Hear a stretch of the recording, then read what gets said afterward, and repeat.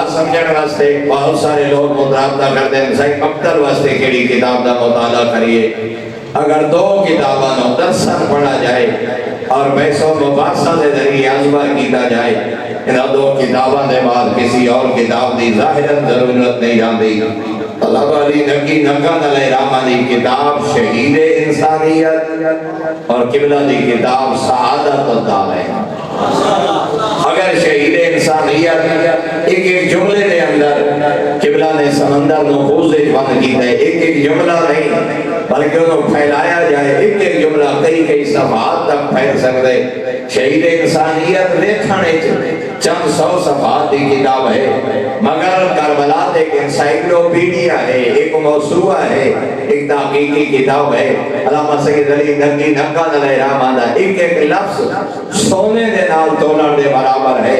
اور پھر انہاں دے بعد قبلہ و کعبہ دی کتاب سعادت الدارین میں پوری ذمہ داری نال عرض کر سکتا کئی 100 صفحات کا خلاصہ قبلہ نے ایک ایک صفحے کی تعریف کر چکا ہے. ایک مثال عرض کرا, بہت سارے لوگ سوال کر دیں کہ جناب سید الشہداء دا سر اور شہداء کربلا دے سر ہے مبارکہ دے بارے کیا خیال ہے, کدا ملے کتنے دفن ہوئے, پرانا مقام تدفین کیا ہے. مختلف لوگوں نے آرائیں قید کی دیا, مگر قبلہ دی اگر سعادت الدارین کا مطالعہ کرو صرف 3 یا 4 صفحات دے قبلہ نے 15 روایات اور 15 آراء اور 15 نظریے نقل کی دیں, اور پوری تاریخ مقتل نو انہا 15 آرائی تعریف کر کے پھر قبلہ نے ایک ایک تعریف دیتے تبصرہ فرمایا.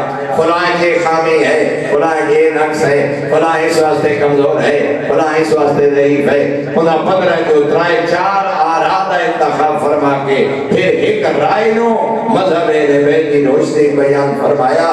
اور کئی 100 صفحات کا مطالعہ کرنے کی ضرورت نہیں رہتی اگر انہاں 3 یا 4 صفحات کا مطالعہ کر لیں. تو فقط 400 صفحات کے مشتمل مقتل دی ایک کتاب نہیں بلکہ تاریخ کربلا دا ایک انسائکلوپیڈیا ہے, ایک موسوعہ ہے, اور کئی 100 کتب دا خلاصہ قبلہ نے صرف سعادت الدارین بیان کر چکے. اور ایک